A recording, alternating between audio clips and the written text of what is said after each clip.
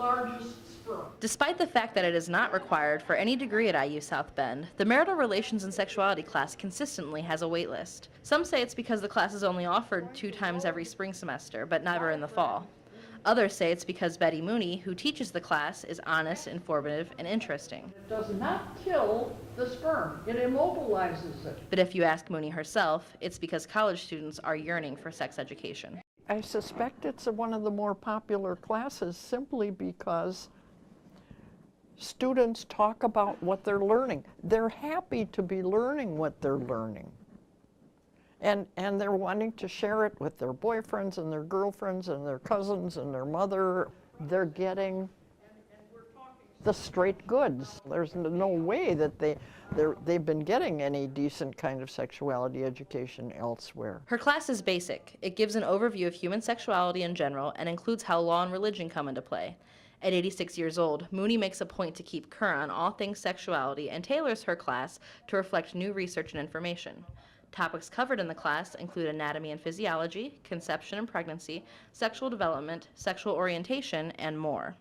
One of the topics that students seem most interested about and often surprised about is contraception. I have incredible response from students who say, I never ever realized there were so many different kinds of contraception, and I didn't have a clue what it did, and I have been taught the totally wrong things. They're amazed at the information that they get in a chapter on contraception. These are female condoms. Yes. Sometimes her class is shocking to students, but Mooney expects it.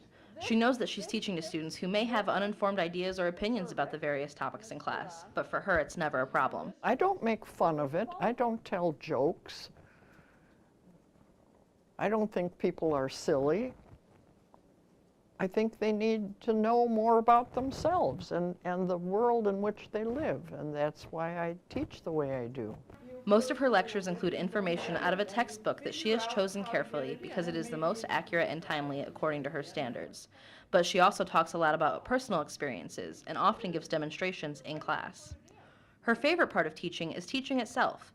She loves interacting with students and delights in knowing that students are gaining something from her class. Seeing people grow, seeing the lights go on.